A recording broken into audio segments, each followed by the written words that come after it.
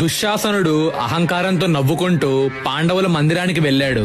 ఆ తర్వాత ఇలా అన్నాడు, ద్రౌపది, యుధిష్ఠిరుడు నిన్ను జూదంలో పనంగా పెట్టి ఓడిపోయాడు. నువ్విప్పుడు దుర్యోధనుడి దాసివి. మేము నిన్ను ధర్మంగా గెలుచుకున్నాము. నువ్విక కౌరవులకు సేవ చేయాలి.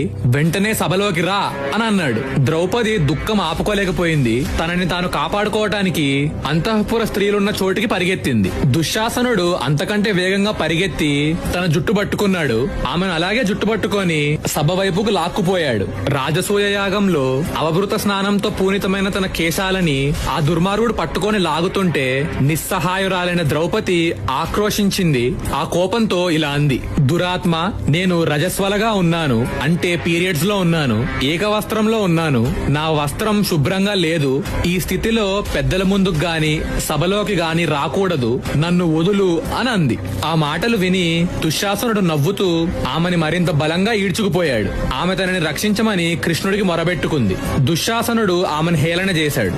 ఆ తర్వాత ఇలా అన్నాడు, యజ్ఞసేని, మేము నిన్ను జూదంలో గెలుచుకున్నాము. నువ్వు పీరియడ్స్ లో ఉన్నా, ఏక వస్త్రమైనా, ఏ వస్త్రం లేక నగ్నంగా ఉన్నా మా అభిమతం గ్రహించి దాసులలో దాసిగా ఉండాల్సిందే, మా ఆదేశాలు పాటించాల్సిందే, మేము రమ్మంటే రావాల్సిందే అని అన్నాడు. దుశ్శాసనుడు ఆమెనలా బలవంతంగా ఈడ్చుకుపోతుంటే ఆమె ధరించిన వస్త్రం చెదిరిపోయింది.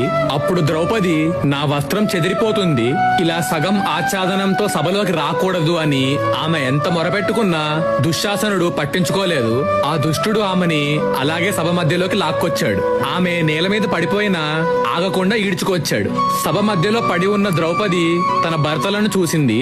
ఆ చూపులో నింద లేదు, జాలి ఉంది. కానీ హృదయంలో కౌరవుల పట్ల క్రోధాగ్ని జ్వాల ఎగసిపడుతోంది. ఆమె ఆవేశంతో పెద్దలందరి మధ్య ఆక్రోశించింది. ఆ తర్వాత ద్రౌపది ఏడుస్తూనే సభలో ఉన్న వారందరినీ ఇలా అడిగింది, నేను అగ్ని నుంచి పుట్టాను, పుణ్యకర్మలు చేశాను, కురువంశానికి కోడలిగా వచ్చాను, సింహాసనం మీద కూర్చున్న ఈ ధృతరాష్ట్ర మహారాజుకి కూతురు వంటి దాన్ని, నన్నిలా సభ మధ్యకి ఈడ్చుకురావడం ధర్మమా? నన్ను జూదంలో పందెంగా పెట్టడం ధర్మమేనా? ఈ పందెం చెల్లుతుందా? నేను కౌరవులకు దాసినయ్యానా? ఈ నీచుడు దుశ్శాసనుడు చేసిన పనిని ఎవరూ ఖండించడం లేదు. ఇలా మాట్లాడకుండా ఉండడం గౌరవనీయులైన మీకు తగిన పనేనా అని అడిగింది. దుర్యోధనుడు, దుశ్శాసనుడు, కర్ణుడు, శకుని ఆమె అవస్థ చూసి ఆనందించారు.